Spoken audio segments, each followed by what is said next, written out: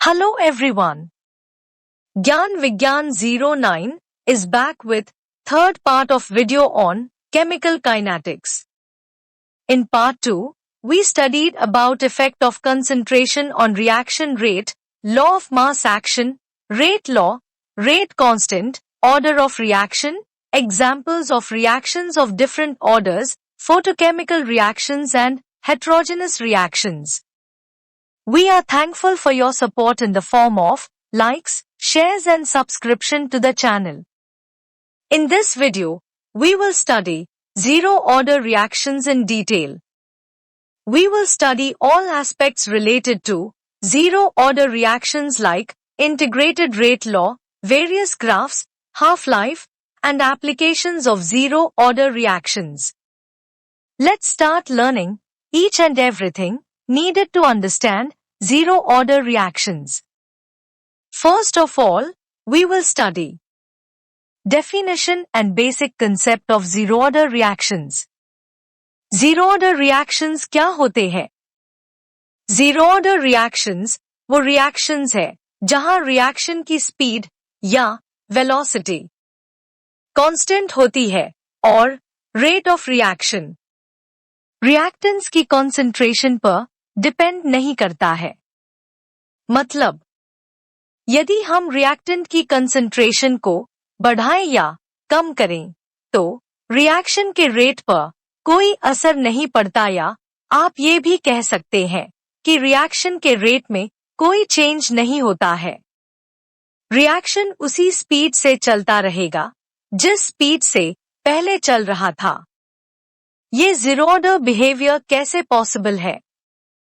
किसी रिएक्शन का order zero तब होता है जब रिएक्शन की स्पीड इसमें यूज होने वाले रिएक्टेंट्स की कंसंट्रेशन की जगह किसी और फैक्टर जैसे कि कैटलिस्ट या एंजाइम या लाइट की इंटेंसिटी आदि पर डिपेंड करता हो और यूज किए जाने वाले कैटलिस्ट या एंजाइम की सरफेस या एक्टिव साइट्स फुली ऑक्यूपाइड हो.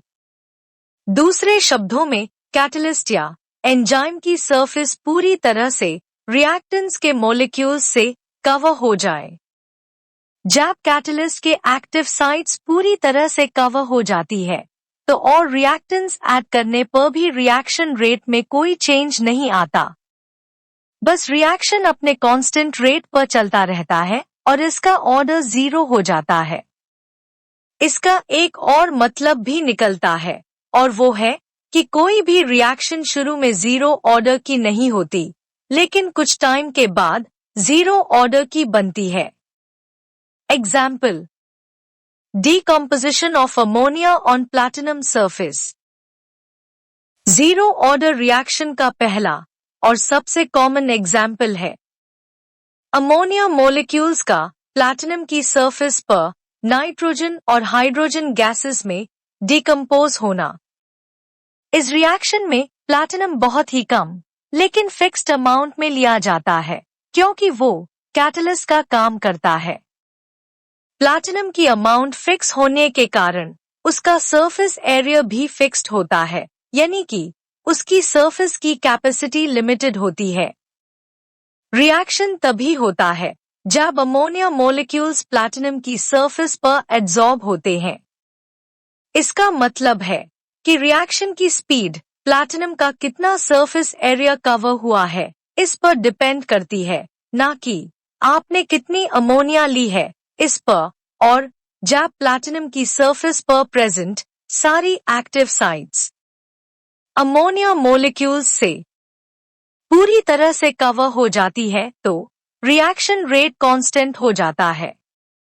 अब चाहे अमोनिया की कंसंट्रेशन को कितना भी क्यों ना बढ़ाए, रिएक्शन की स्पीड पर कोई असर नहीं होगा.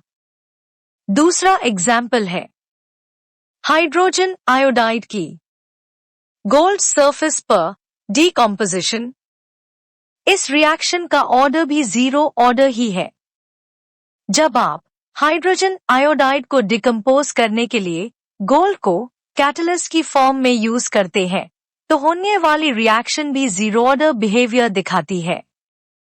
यहाँ भी जब गोल्ड की सरफेस हाइड्रोजन आयोडाइड मॉलिक्यूल्स से पूरी तरह कवर्ड हो जाती है या वो फुली सैचुरेटेड हो जाती है तो रिएक्शन का रेट फिक्स्ड या कांस्टेंट हो जाता है और रिएक्शन जीरो ऑर्डर बन जाता है।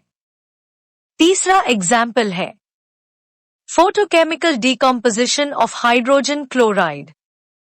इस रिएक्शन में जब हाइड्रोजन क्लोराइड या HCl पर यूवी लाइट डालते हैं या पड़ती है तो वो डिकम्पोज हो जाता है और हाइड्रोजन क्लोराइड के दो मॉलिक्यूल्स डिकम्पोज होकर हाइड्रोजन और क्लोरीन का एक एक मॉलिक्यूल बनाते हैं। आपको लगता होगा कि ये तो सेकेंड ऑर्डर की रिएक्शन है, पर एक्चुअल में ये जीरो ऑर्डर की रिएक्शन है। ये रिएक्शन जीरो ऑर्डर की इसलिए है क्योंकि इसका रेट हाइड्रोक्लोरिक एसिड की कंसंट्रेशन पर डिपेंड नहीं करता, बल्कि लाइट की इंटेंसिटी या फिर लाइट के जो फोटॉन्स इस रिएक्शन को कराते हैं उनके नंबर पर डिपेंड करता है। यदि हम HCl की कंसंट्रेशन इंक्रीज भी कर दे तो भी रिएक्शन रेट में कोई चेंज नहीं आएगा। ये बस उसी स्पीड पे चलेगा जो लाइट इंटेंसिटी की वजह से फिक्स हो जाती है। फोर्थ एग्जाम्पल है ह्यूमन बॉडी में कुछ drug metabolism reactions. Human body में अल्कोहल मेटाबॉलिज्म इसका क्लासिक एग्जाम्पल है। जब हम अल्कोहल या एथेनॉल कंज्यूम करते हैं तो लिवर में एक एंजाइम होता है जिसे अल्कोहल डिहाइड्रोजनेज कहते हैं, जो अल्कोहल को एसिटाल्डिहाइड में कन्वर्ट करता है। ये रिएक्शन भी जीरो ऑर्डर की ही होती है। ये जीरो ऑर्डर बिहेवियर तब दिखता है जब लिवर के एंजाइम्स कंप्लीटली सैचुरेटेड हो जाते हैं, मतलब एंजाइम के एक्टिव साइट्स पर मैक्सिमम अल्कोहल मॉलिक्यूल्स एब्जॉर्ब हो चुके होते हैं और अब चाहे हम और अल्कोहल कंज्यूम कर लें, रिएक्शन की स्पीड या रेट चेंज नहीं होगी, मतलब सेम रहेगी। फिफ्थ एग्जाम्पल है decomposition of nitrous oxide on a hot platinum surface। जब नाइट्रस ऑक्साइड यानी कि N2O एक हीटेड प्लैटिनम सरफेस पर आता है तो वो डिकम्पोज होके नाइट्रोजन और ऑक्सीजन गैसेस में टूट जाता है। प्लैटिनम सरफेस पर जब नाइट्रस ऑक्साइड के मॉलिक्यूल्स पूरी तरह से एब्जॉर्ब हो जाते हैं तो और एक्स्ट्रा नाइट्रस ऑक्साइड ऐड करने पर भी रिएक्शन के रेट पर कोई असर नहीं होता। इसका मतलब ये रिएक्शन जीरो ऑर्डर शो करता है क्योंकि रेट कांस्टेंट हो जाता है और कॉन्सेंट्रेशन चेंज से अनअफेक्टेड रहता है। इसका यूज कैटालिटिक कन्वर्टर्स में होता है जो नाइट्रस ऑक्साइड जैसी हार्मफुल गैसेस को हार्मलेस गैसेस जैसे नाइट्रोजन और ऑक्सीजन में ब्रेक डाउन करते हैं और पोल्यूशन के लेवल को कम करते हैं। सिक्स्थ एग्जाम्पल है decomposition of nitric oxide on a platinum surface। ये रिएक्शन भी जीरो ऑर्डर रिएक्शन है। सेवेंथ एग्जाम्पल है पेट्रोकेमिकल इंडस्ट्री में कुछ hydrogenation reactions zero order behaviour show करती है। हाइड्रोजनेशन में अनसैचुरेटेड हाइड्रोकार्बन्स जैसे कि एल्कीन्स को हाइड्रोजन के साथ रिएक्ट करा के सैचुरेटेड हाइड्रोकार्बन्स बनाए जाते हैं जैसे एल्केन्स। एट्थ एग्जाम्पल है thermal decomposition of acetone on a metal surface. ये भी जीरो ऑर्डर रिएक्शन का ही एग्जाम्पल है। यहाँ आपको याद रखना है कि एसीटोन की photochemical decomposition fractional order reaction होती है और thermal decomposition on metal surface zero order reaction होती है। नाइन्थ एग्जाम्पल है यूवी लाइट में एसीटोन की photochemical degradation reaction zero order behaviour show करती है। 10th एग्जाम्पल है हाइड्रोजन पेरोक्साइड H2O2 की एंजाइमेटिक ब्रेकडाउन में कैटलेज नाम का कैटलिस्ट यूज होता है और इस रिएक्शन का ऑर्डर भी जीरो होता है। Fundamental characteristics of zero-order reactions. Constant reaction rate. Zero-order reactions में rate of reaction एकदम constant होता है और ये reactant की concentration से independent होता है। मतलब reaction की speed concentration के बदलने पर change नहीं होती और पहले जितनी थी वो उतनी ही रहेगी, चाहे concentration कितनी भी क्यों ना increase कर दे। Concentration का independence. ये concentration से बिल्कुल भी इफेक्ट नहीं होता क्योंकि रिएक्शन का रेट सिर्फ कैटलिस्ट या एंजाइम के सरफेस एरिया और उसकी सैचुरेशन पर डिपेंड करता है। एक बार जब सरफेस फुली ऑक्यूपाइड हो जाए तो रिएक्टेंट के मॉलिक्यूल्स के इंक्रीज होने का रेट पर कोई इफेक्ट नहीं होता। रेट लॉ और rate constant for zero order reactions. Rate law expression. Zero order reactions के लिए रेट लॉ का फाइनल एक्सप्रेशन होता है रेट इज इक्वल टू के। यहां के रिएक्शन का रेट कांस्टेंट है जो कि रिएक्शन की स्पीड के बारे में बताता है। क्योंकि ये कांस्टेंट होता है और रिएक्शन की स्पीड या रिएक्शन रेट सिर्फ इसी पर डिपेंड करता है तो rate of zero order reaction fixed होता है और टाइम चेंज नहीं होता है। रेट कांस्टेंट के का मीनिंग। जीरो ऑर्डर रिएक्शन के मामले में के की वैल्यू ही रेट ऑफ रिएक्शन की वैल्यू होती है। मतलब यदि K is equal to 2 moles per litre second हो तो इसका मतलब है कि reaction 2 moles per litre reactant को हर सेकेंड कंज्यूम करेगा और ये रेट कांस्टेंट रहेगा। रेट कांस्टेंट के यूनिट्स। जीरो ऑर्डर रिएक्शंस में के यानी कि रेट कांस्टेंट के units concentration per unit time यानी मोल्स पर लीटर सेकेंड। ये यूनिट्स दूसरे ऑर्डर्स वाली रिएक्शंस के यूनिट्स से डिफरेंट होते हैं। Graphical analysis of zero order reactions. Zero order reactions के लिए नॉर्मली हम दो तरह के ग्राफ्स बनाते हैं या देखते हैं। पहला ग्राफ है concentration versus time graph. Zero order reactions में जब हम कंसंट्रेशन वर्सेस टाइम का ग्राफ बनाते हैं तो ये एक स्ट्रेट लाइन की शक्ल में होता है और इस लाइन की स्लोप नेगेटिव या फिर डाउनवर्ड होती है क्योंकि स्लोप की वैल्यू होती है -k यानी negative of the rate constant. Graph एक लिनियरली डिक्लाइनिंग लाइन की तरह दिखता है जो बताता है कि कॉन्सेंट्रेशन टाइम के साथ लिनियरली डिक्रीज हो रही है। दूसरे शब्द में कॉन्सेंट्रेशन फिक्स्ड वैल्यू से चेंज होती है। ये रिएक्शंस कंप्लीट हो जाती है और रिएक्टेंट की कोई भी अमाउंट बाकी या शेष नहीं रहती है। दूसरा ग्राफ है rate versus concentration graph. Zero order reactions के लिए rate versus concentration graph horizontal line या पैरेलल टू टाइम एक्सिस होता है। ऐसा इसलिए होता है क्योंकि rate of the reaction constant है और कॉन्सेंट्रेशन का उस पर कोई इफेक्ट नहीं होता। ग्राफ्स का सिग्निफिकेंस। ये ग्राफ्स जीरो ऑर्डर रिएक्शंस को आइडेंटिफाई करने में हेल्प करते हैं और इनकी हेल्प से हम इजीली जान लेते हैं कि रिएक्शन का रेट कांस्टेंट है या नहीं। यदि कंसंट्रेशन वर्सेस टाइम ग्राफ एक स्ट्रेट लाइन है तो रिएक्शन जीरो ऑर्डर का होगा। एग्जाम्पल अमोनिया की प्लैटिनम पर डीकंपोजिशन का ग्राफ स्ट्रेट लाइन दिखता है जो कि जीरो ऑर्डर रिएक्शन की पहचान है। Integrated rate law for zero order reactions. Integrated rate law equation.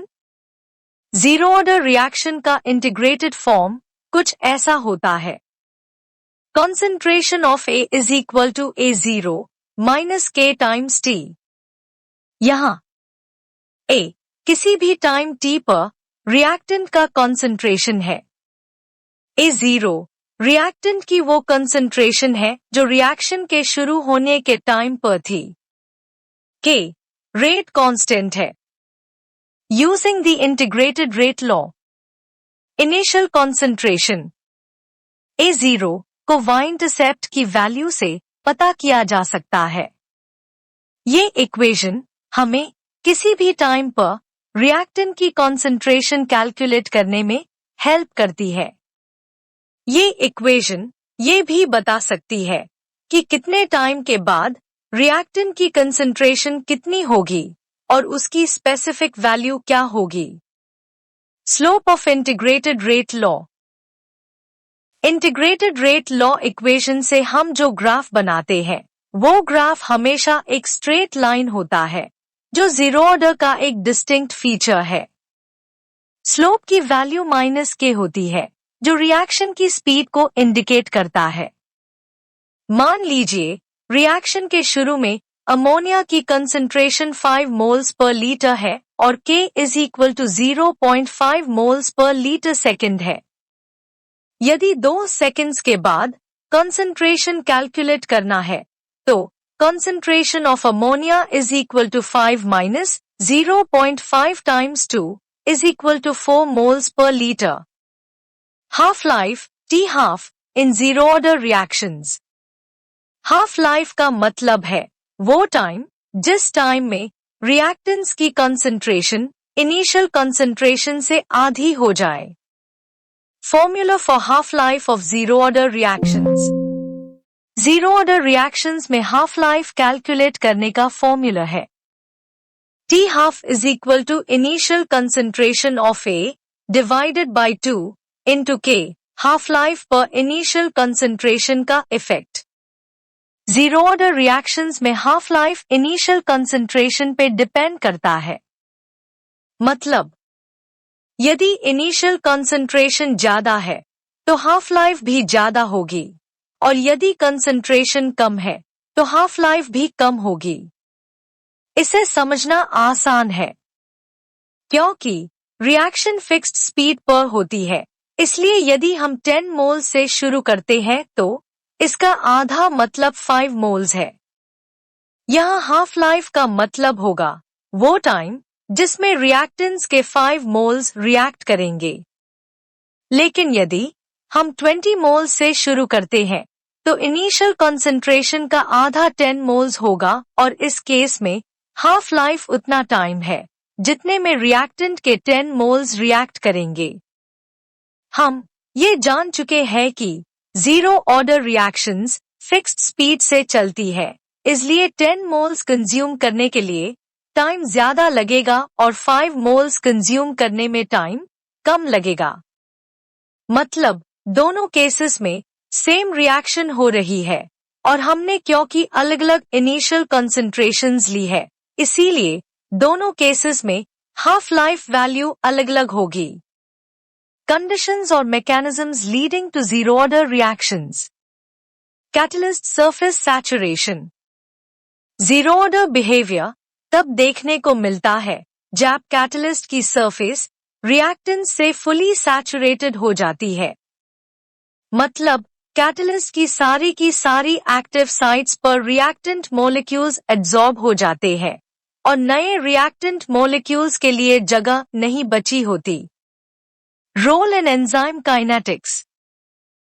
Enzyme catalysed reactions में भी जब एंजाइम की सारी एक्टिव साइट्स रिएक्टेंट्स जिन्हें हम इन रिएक्शंस में सबस्ट्रेट कहते हैं से फुली कवर हो जाती है तो रिएक्शन जीरो ऑर्डर वाली रिएक्शन हो जाती है। स्पेसिफिक फिजिकल और chemical conditions. Zero order behaviour के लिए कुछ स्पेसिफिक फिजिकल कंडीशंस रिक्वायर्ड होती है, जैसे लिमिटेड कैटलिस्ट सरफेस या कंट्रोल्ड लाइट इंटेंसिटी। यदि आप कैटलिस्ट की अमाउंट चेंज करते रहेंगे या लाइट की इंटेंसिटी चेंज होती रहेगी तो रिएक्शन का रेट भी चेंज होता रहेगा। Applications or importance of zero order reactions. Industrial applications. Zero order reactions बहुत सारे इंडस्ट्रियल प्रोसेसेस में काफी यूजफुल होते हैं क्योंकि इससे एक कांस्टेंट रेट पर प्रोडक्ट को फॉर्म किया जा सकता है, जैसे कैटालिसिस में स्टेडी प्रोडक्शन रेट मेंटेन करने के लिए जीरो ऑर्डर काइनेटिक्स यूजफुल होता है।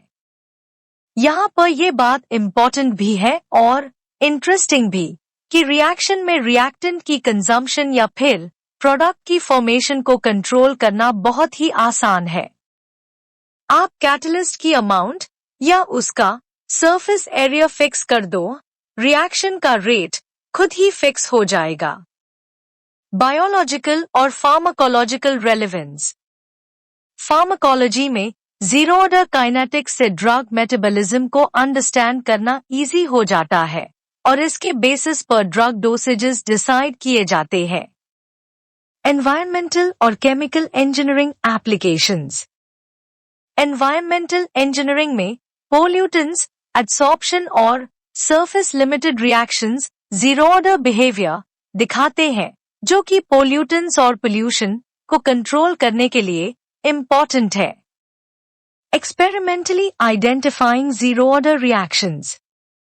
Rate determination through experiments. Concentration को टाइम के साथ प्लॉट करने पर यदि स्ट्रेट लाइन आती है तो रिएक्शन जीरो ऑर्डर हो सकता है। यूनिट से कंफर्मेशन। जीरो ऑर्डर के रेट कांस्टेंट की यूनिट्स चेक करने से भी कंफर्मेशन मिल सकता है, क्योंकि ये यूनिट्स कॉन्सेंट्रेशन ओवर टाइम की फॉर्म में होने चाहिए। वी होप कि इस वीडियो को पूरा देखने के बाद आपको जीरो ऑर्डर रिएक्शन से जुड़ी सारी बातें अच्छे से समझ आ गई होंगी और आप फील कर रहे होंगे कि अब आप जीरो ऑर्डर रिएक्शन से रिलेटेड सारे क्वेश्चंस का आंसर लिख सकते हैं। यदि आपने इस वीडियो को एंजॉय किया है और कुछ सीखा है तो इसे लाइक एंड शेयर करें। यदि आपने अभी तक हमारा चैनल सब्सक्राइब नहीं किया है तो इसे सब्सक्राइब करें, जिससे हमारी आने वाली वीडियोस की नोटिफिकेशन आपको उसी टाइम मिल सके और आपकी पढ़ाई का काम आसानी से हो सके। Thanks for watching the video and good bye.